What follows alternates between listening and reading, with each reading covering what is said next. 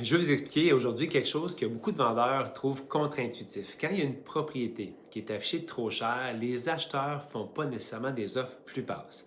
La plupart du temps, ils offrent tout simplement rien. Pourquoi? Parce que le marché, il fonctionne aujourd'hui par filtre et par perception, pas par la négociation agressive.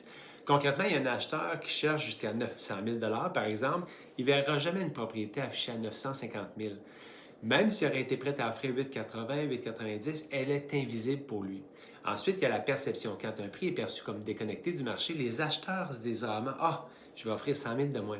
Et se disent plutôt le vendeur est probablement pas réaliste, on va passer au suivant. Les données montrent aussi que la majorité de l'intérêt se crée dans les 2 premières semaines. Si le prix n'est pas juste à ce moment-là, c'est pas une pluie d'offres basses qui arrive, c'est juste du silence, on ne reçoit pas d'offres. Dans un contexte, par exemple, où le revenu est serré, où il n'y a aucun logement disponible dans un immeuble, par exemple, les acheteurs évaluent d'abord le risque et la rentabilité immédiate. Quand ces éléments-là sont limités, le prix devient le principal levier. Le bon positionnement ne sert pas à donner un immeuble, il sert à rendre visible, crédible, attractif pour les bons acheteurs. Puis c'est toujours là que les vraies discussions commencent en immobilier et c'est là que les acheteurs commencent à s'intéresser et à faire des offres.